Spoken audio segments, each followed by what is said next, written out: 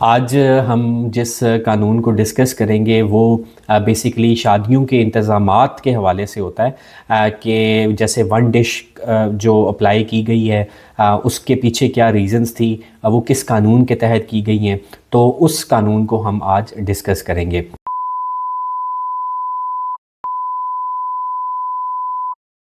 तो इस कानून का जो नाम था वो था the marriage functions prohibition of ostentatious displays and wasteful expenses ordinance 2000।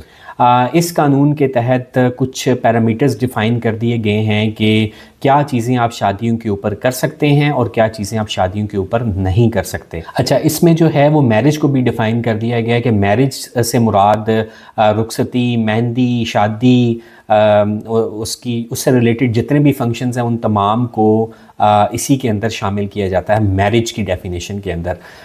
तो ये नहीं हो सकता कि आप कहेंगे जी शादी नहीं थी, निकाह था, शादी नहीं थी, इंगेजमेंट थी। तमाम चीज़ें जो भी मैरिज से रिलेटेड हैं वो तमाम की तमाम चीज़ें इस कैटेगरी के अंदर फॉल करेंगी और उन पे यही चीज़ अप्लाई होगी। आप अगर शादी कर रहे हैं तो आप अपने घर को कोई बहुत ज़्यादा लाइटिंग नहीं कर सकते। ये नहीं हो सकता कि आप जनाब आपने गली में भी लाइटिंग की हुई है, पूरे घर के ऊपर लाइटिंग हुई हुई है, तो इस चीज़ को मना किया गया है, इस चीज़ पे रिस्ट्रिक्शन है, ये आप नहीं कर सकते।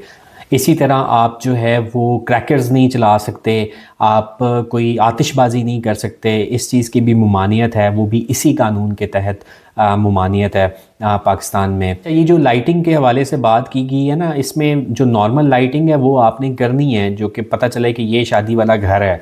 लेकिन वो जो एक पूरे घर के ऊपर लाइटिंग कर दी जाती है, पूरी गलियों में लाइटिंग कर दी जाती है, तो उस चीज़ से जो है वो मना किया गया है, उस चीज़ के ऊपर रिस्ट्रिक्शन है, वो आप नहीं कर सकते। अच्छा, एक और बड़ा इंटरेस्टिंग सिनेरियो क्रिएट होता है कि अगर आप ये कहें किसी शादी पे कि जी मैंने तो वन डिश ही किया था, ये जो बाकी सारी डिशेस हैं ये तो फ़लाना बंदा लेके आया है, तो इसलिए ये वन डिश की वायलेशन नहीं हुई। तो यहाँ पे ये मैं क्लियर कर दूँ कि कानून के अंदर ये क्लियरली मेंशन किया गया है कि अगर आपकी शादी हो रही है तो ये आपकी ज़िम्मेदारी है कि you have to make sure कि सिर्फ वन डिश ही सर्व हो।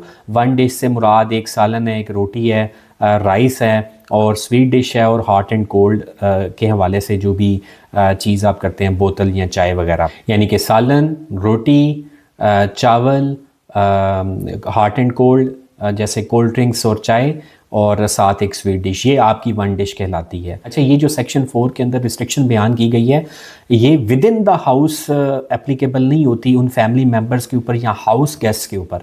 ये जो हमने बात की थी, ये हमने बात की थी सिर्फ जो जैसे मैरिज हॉल्स होते हैं, क्लब्स होते हैं, जब उधर आप शादियाँ करते हैं तो उसके ऊपर वन डिश अप्लाई होगी। लेकिन अगर आप within as a guest house, as a guest अगर आप किसी को इनवाइट कर रहे हैं घर के अंदर, तो उस सूरत के ऊपर वन डिश वाला कॉन्सेप्ट जो है ये इसके ऊपर एग्जम्पशन है, ये उसके अंदर शामिल नहीं है।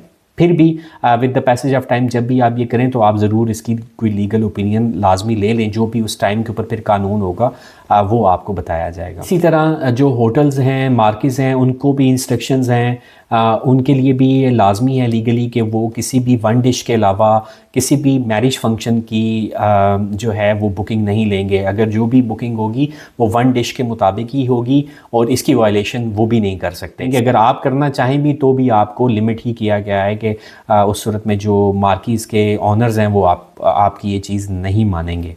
अगर कोई भी शख्स इस कानून की खिलाफ वर्जी करता है तो ऐसी सूरत के अंदर उसको 1 माह तक की कैद हो सकती है और 1 लाख से 5 लाख रुपए तक का जुर्माना भी हो सकता है, या दोनों भी हो सकते हैं। इसलिए आप जब भी शादी करें तो इन चीज़ों का लाजमी ख्याल करें। एक तो लाइटिंग के हवाले से आपने ये मेक श्योर करना है कि पूरी पूरी गलियों के अंदर लाइट नहीं होगी, घर के ऊपर बहुत ज़्यादा कोई लाइटिंग नहीं होगी, ये जो बत्तियाँ शत्तियाँ लगा देते हैं। और इसके साथ आपने वन डिश को लाजमी कंप्लाई करना है ताकि आप इन जुर्मानों से और इन सज़ाओं से बच सकें।